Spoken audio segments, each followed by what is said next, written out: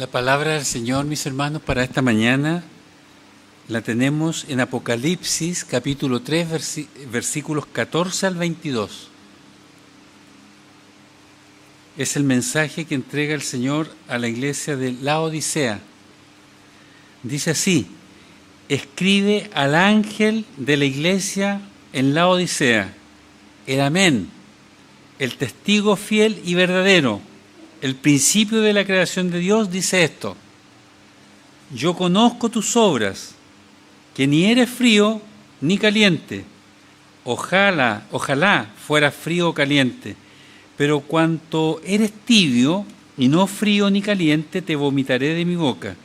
Tú dices: yo soy rico, me he enriquecido y de nada tengo necesidad, pero no sabes que eres desventurado, miserable, pobre, ciego y estás desnudo.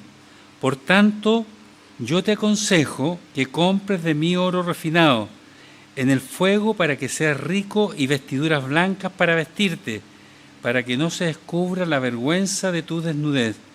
Y unge tus ojos con colirio para que veas.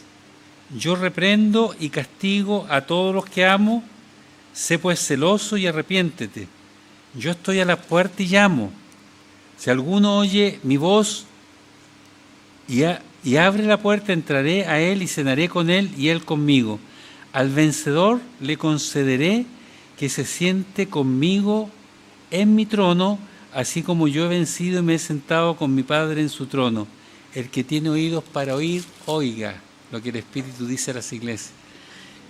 Yo me maravillo en que nuestro Señor Jesucristo, porque Él es el que habla, Él es el que está entregando el mensaje a través del ángel.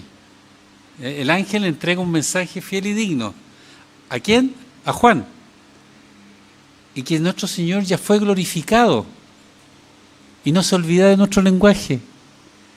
¿Se acuerdan ustedes que Él enseñaba siempre por parábola? Y aquí también, pues, si no es más que otra parábola que entrega a la iglesia de la Odisea, que los laodicenses entendieron perfectamente lo que le estaba diciendo. Y nosotros también debemos entenderlo, porque también es para nosotros. La Odisea, hermanos, era una ciudad muy próspera, tal vez una de las más ricas o la más rica de la provincia de Asia Menor, del Imperio Romano, el actual territorio de Turquía, el mismo. Y era próspera en lo económico, era un centro financiero, también en su industria textil, y destacaban también en medicina, porque tenían un ungüento único para los ojos. En aquel tiempo había mucha oftalmía, mucha inflamación a los ojos, conjuntivitis, y uvitis y otras inflamaciones por la arena del desierto, el calor, la mala higiene. Entonces destacaban ellos también por eso. Así que era una ciudad muy próspera, y además de eso se desarrolló como comercio, porque estaba dos rutas principales del Imperio Romano, de norte a sur y de este a oeste, atravesaban la ciudad. De manera que esa ciudad realmente tenían riqueza. Ellos, no, por ejemplo, no tenían agua y la compraban a otra ciudad, a Colosa.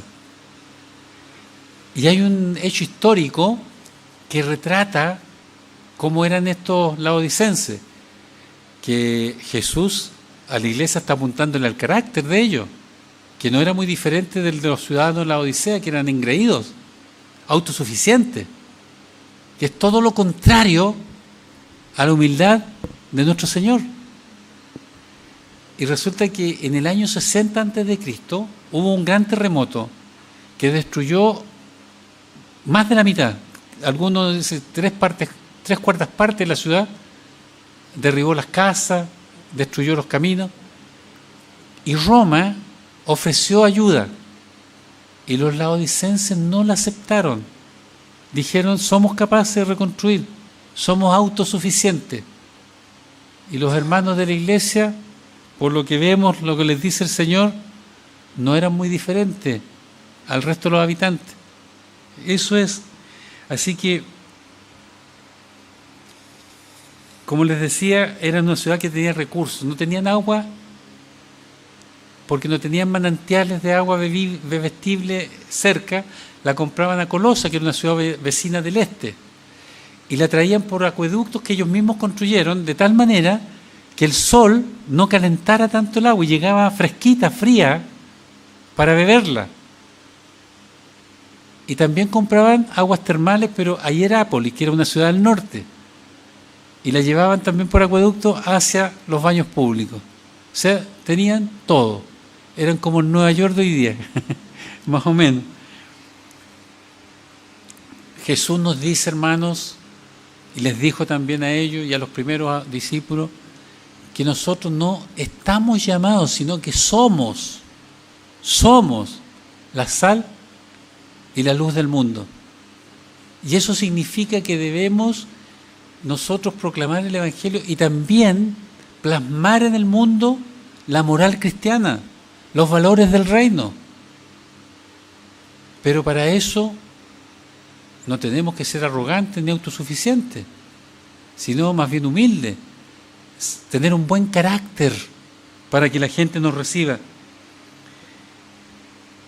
Pero no era así el carácter de ellos, porque socialmente eran acomodados, entonces eran un poquito engreídos.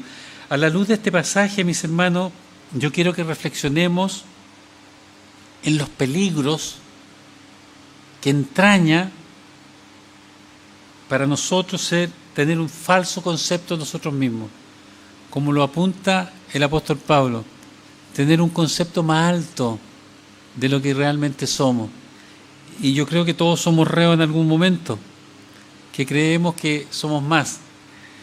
Cuando se tiene un falso concepto de uno mismo, es muy fácil equivocar el camino.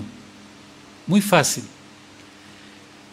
Los laodicenses, creyendo agradar al Señor, hacían exactamente lo contrario. No lo agradaban, porque eran engreídos. Porque si el Señor les dice, vosotros decís que sois ricos, le dice, ¿cierto?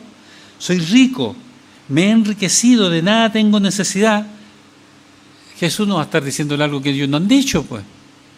Así se sentían ellos, se sentían poderosos. Y resulta que eso le desagrada a nuestro Dios. Dios resiste a los soberbios, da gracia a los humildes. La Nueva Versión Internacional traduce este versículo 16, dice, por tanto, como no eres ni frío ni caliente, sino tibio, estoy por vomitarte de mi boca. Ni caliente ni frío. Jesús reprocha duramente a los laodicenses por su manera de ser, porque debiendo ser agradables, como era nuestro Señor, para que la gente nos escuche cuando nosotros queremos proclamar el Evangelio, una persona autosuficiente no es agradable, ¿sí? Ese prepotente que llega ahí, poco menos que quiere parar al que está sentado en el primer asiento, va a sentarse él. Cae mal, po. Toda la vida el cantancioso, el que anda diciendo las grandezas que él hace. Entonces, a eso está apuntando el Señor, al carácter de ellos. Por eso, hermanos queridos, nos debemos entender, como muchos suelen hacerlo, que aquí está diciendo el Señor que caliente es apasionado por el Evangelio, fervoroso, comprometido. Este hermano es caliente en el Señor. ¿Ah? El fuego del Espíritu Santo lo consume. Y frío es lo contrario. Ese que no está ni ahí, como decía el Chino Río, ¿ah? Que no le interesa. Ese que participa del culto pero como espectador, ¿ah? Está mirando cómo los demás lo hacen, así con la manita en los bolsillos, como evaluando, ¿ah? Yo soy el juez aquí, a ver si lo hacen bien o lo hacen mal, si estuvo bueno o estuvo malo el culto. Hay así, pues en todas partes. El Señor no nos ha librado de ellos tampoco, para ser honesto. Sí, pues hermanos queridos, sí, esa es la verdad. Frío. Esos fríos generalmente se alejan. Y los tibios los ponemos en el medio. O sea, esos cristianos chancaditos, que sí, que no, que ya veremos. ¿Ah? Que se comprometen y no cumplen. Eso lo entendemos. Los cristianos carnales que dice, podríamos estar acertados. Pero no es a eso que se refiere el Señor aquí. Porque fíjense ustedes, ¿cómo va a preferir el Señor a una persona que es fría, indiferente, que se aleja, a uno que aunque chancadito está dentro del camino?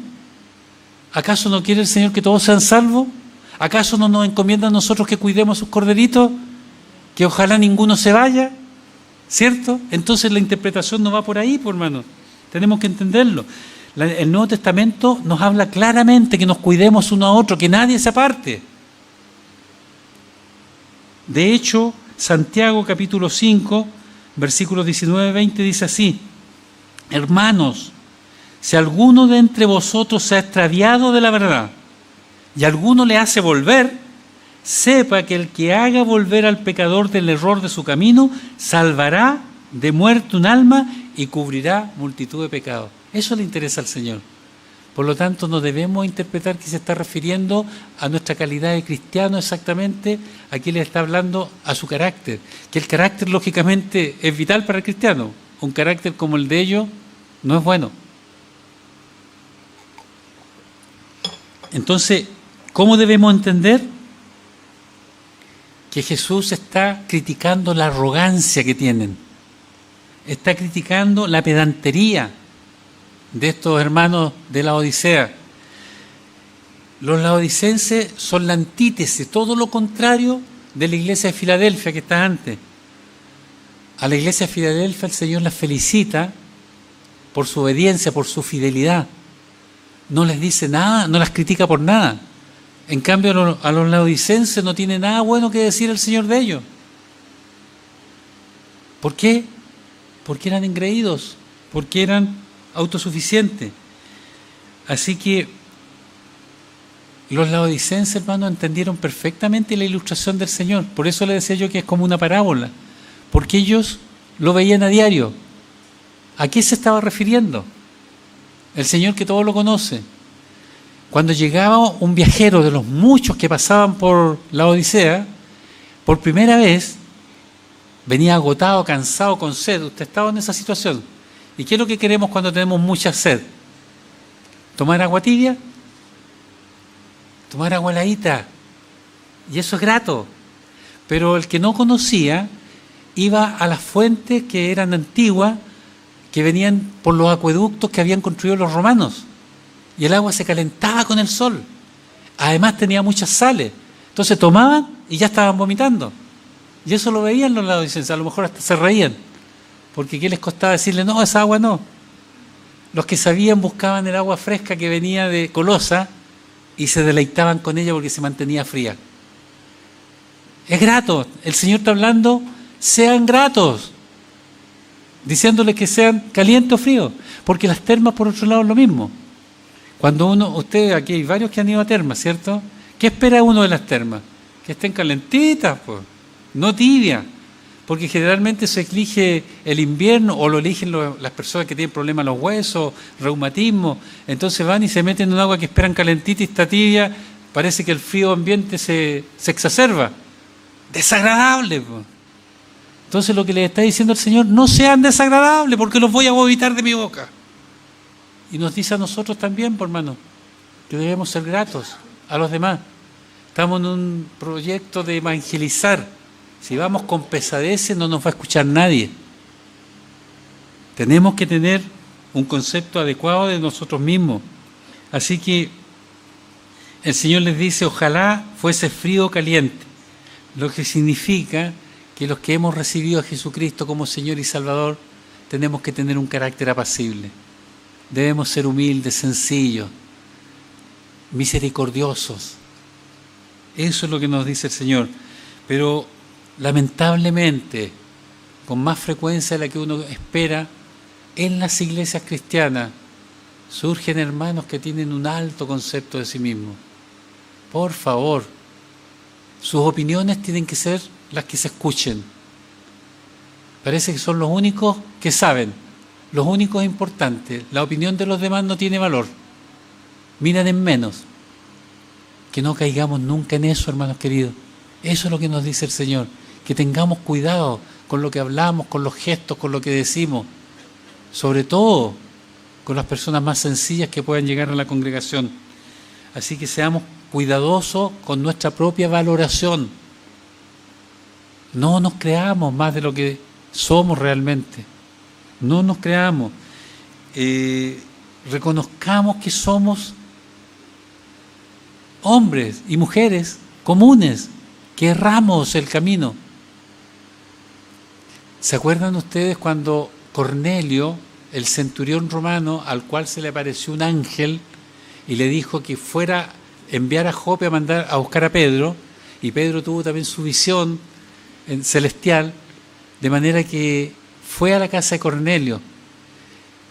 Si a ustedes se les aparece un ángel y les da las instrucciones que vayan a buscar a tal persona y les da al dedillo la dirección, ¿ustedes qué piensan de esa persona a la que tienen que ir a buscar o mandar a buscar?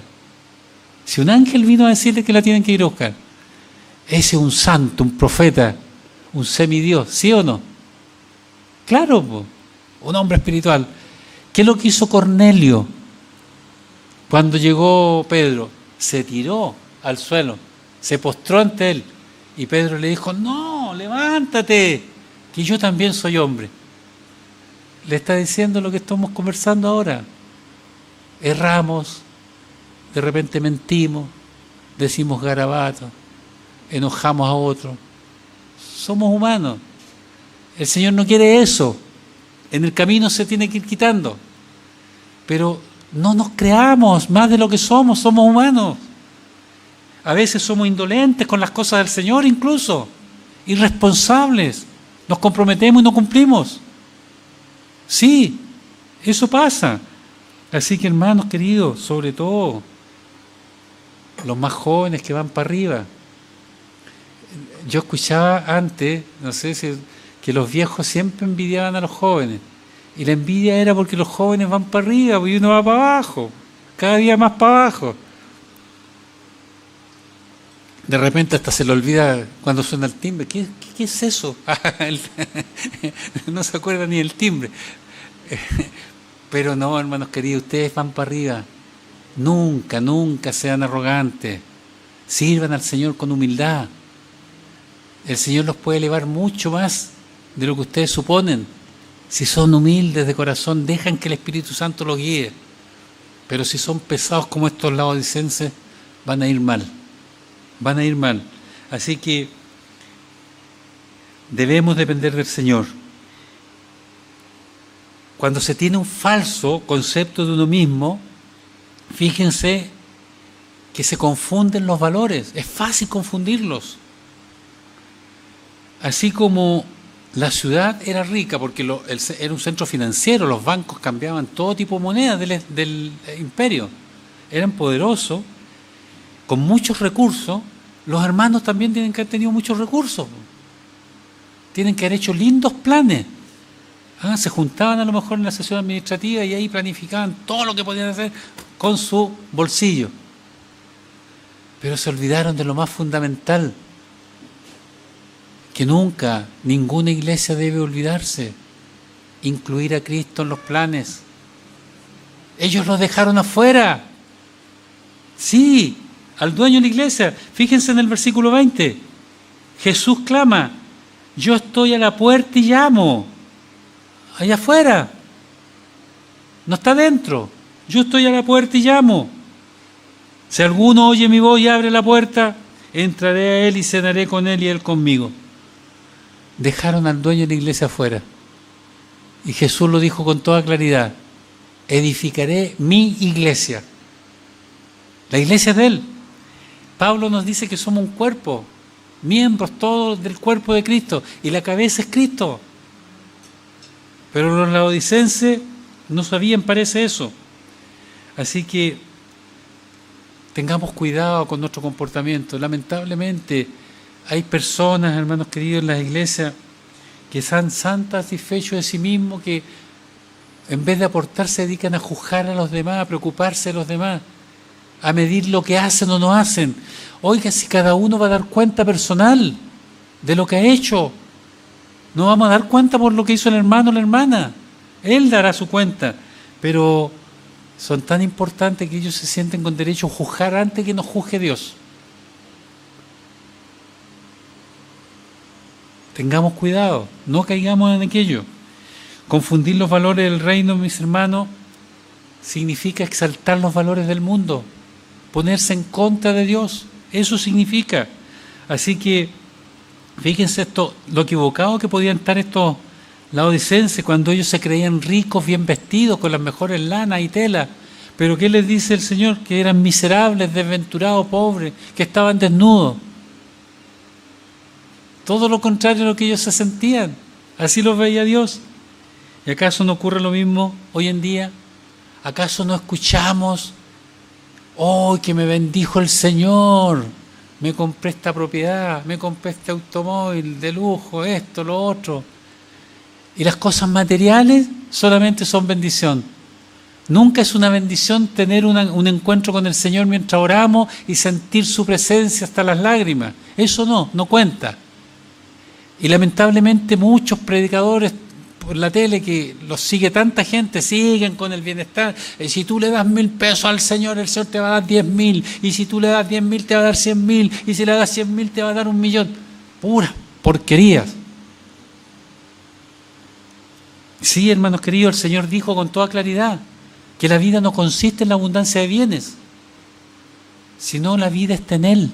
Él es la verdad, el camino, la verdad y la vida. ¿Acaso entonces significa que tenemos que ser todos pobres? No, tampoco.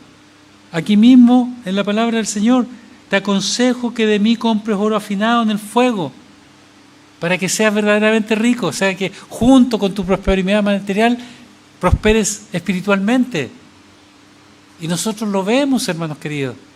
Yo les he contado en modo de ocasión el caso de Yarman, el empresario de los zapatos. ¿Todavía existen acá en Chile? Ya no, pero en un momento existían y abundantes, y en todo el mundo.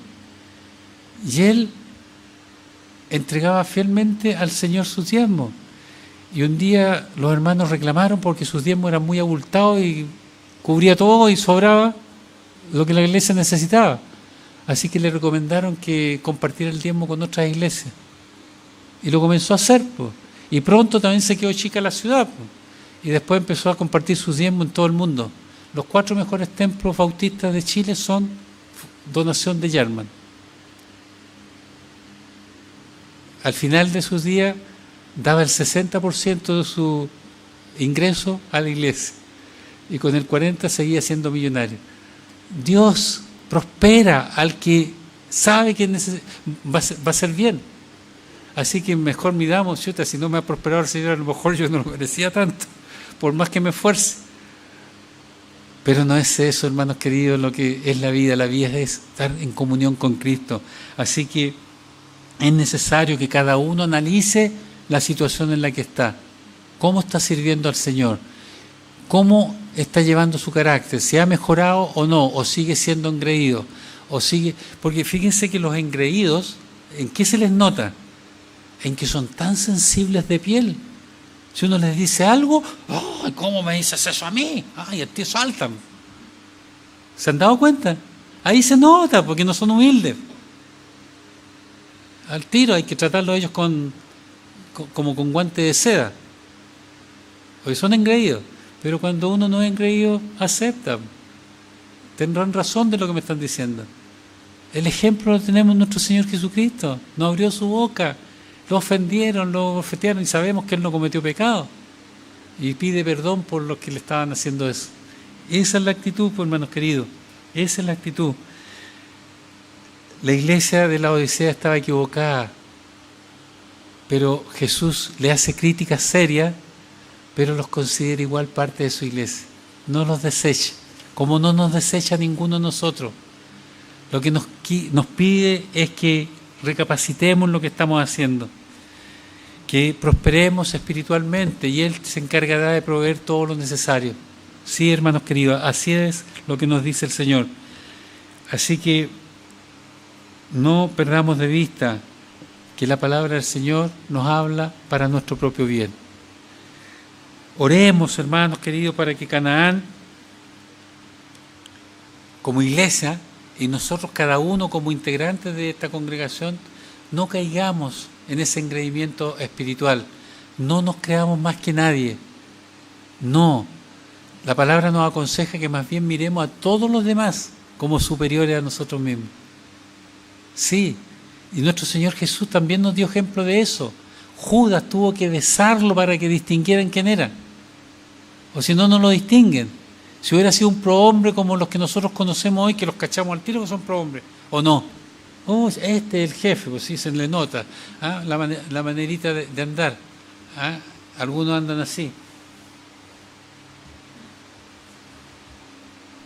Y nos llaman así, ven un poquito, ¿no es que uno llama? ¿Ven? No. ¿Ah? Así, abarcan al tiro. Ayer yo divisaba uno de esos. Por eso estoy haciendo. Hermano,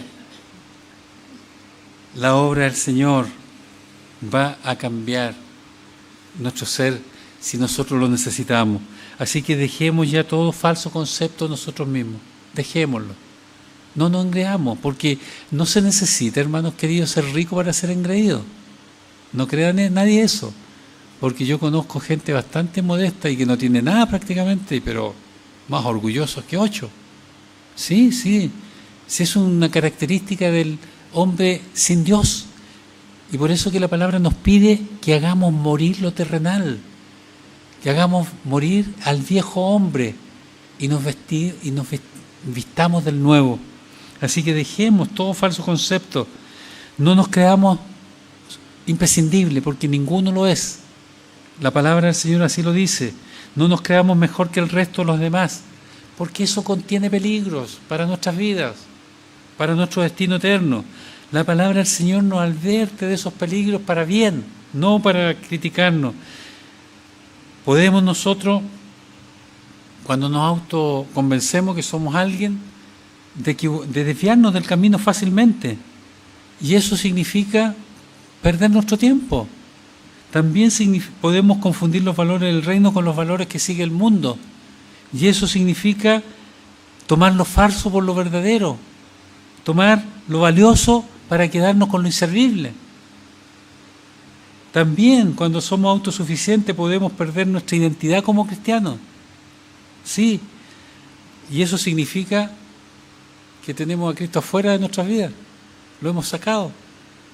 Así que, hermanos, dejemos que Cristo tome el control de nuestras vidas, dejemos que el Espíritu Santo nos guíe, obedezcamos a su palabra, tengamos comunión diaria con el Señor. ¿Es un trabajo arduo? Claro que sí, nadie dijo que es fácil, pero vale la pena, porque fíjense que la recompensa será grande. Versículo 21, al vencedor le concederé que se siente conmigo en mi trono, así como yo he vencido y me he sentado con mi Padre en su trono. Palabra fiel y digna de ser recibida por todos.